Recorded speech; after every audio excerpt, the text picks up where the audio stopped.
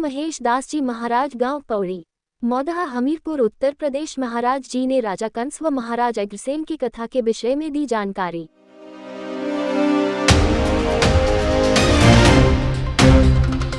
बच्चे को सबसे बड़ा पृथ्वी का बल कैसे प्राप्त होता है? हनुमान जी ने भास्कर को चिंतन करके गुरु बनाया तो इस पृथ्वी से वो नहीं गए, अमर हो गए। राम के भक्त होते हुए भी हनुमान जी अमर क्यों हुए? भगवान भास्कर अनादि काल से अजन्मा है।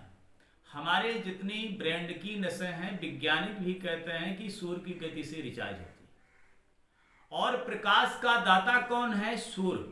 प्रकाश का दाता कौन है? सूर्य। पूजा का फल पूर्ण कौन देता है? सूर्य।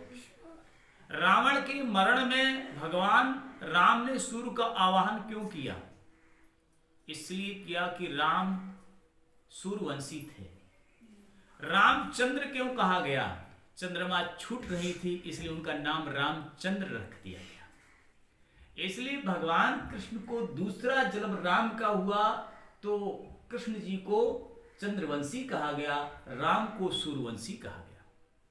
हमारे जब समझने का विवेक नहीं होता तो हम ग्रंथों की बात को उल्टा सुन सकते हैं और समझ भी सकते हैं।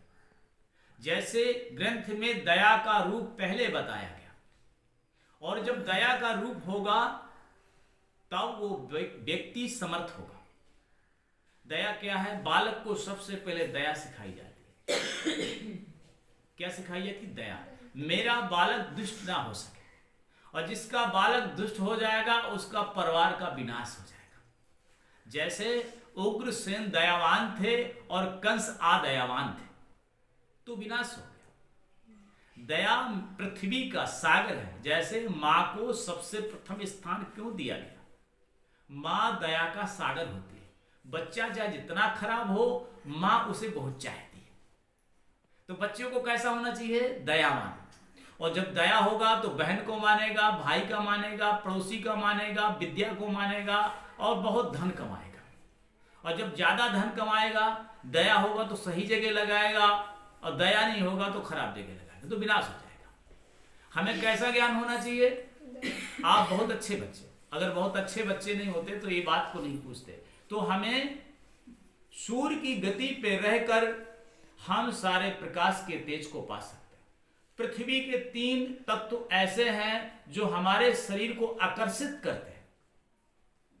चंद्रमा से तरंगें निकलती हैं, तारों से तरंगें निकलती हैं, सूर्य से तरंगें निकलती हैं, और जिससे तरंगें निकलती हैं वही मेरे जीवन में प्रभाव डालता है। जैसे आप हम टिकट नहीं है तो टीटी याद आता है, तो हमारी तरंगें टीटी के पहुंच जाती हैं तो हम पकड़ जाते हैं। जो मैं जिसमें पहले से सोचता हूं वहां मेरी तरंगें पहुंचती हैं। मैं अपनी गरीबी को ज्यादा सोचता हूं तो मैं गरीब ही बना रहता हूं। मुझे क्या होना चाहिए? सकारात्मक होना चाहिए। जैसे एक विद्यार्थी क्वेश्चन के पहले घबराने लगता है तो आधे उसके विषय भूल जाते हैं।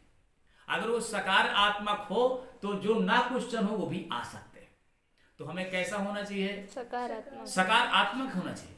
और सकारात्मक कौन होता है? शेर चीता के जाने के बाद वो भय नहीं करता है, तब वो जो है जंगल में भगवान की प्राप्ति करेगा। मुझे हर जगह वैज्ञानिक अगर नकारात्मक हो तो कभी रिसर्च नहीं करे, सकारात्मक से विज्ञान रिसर्च करता है। जय श्री राम।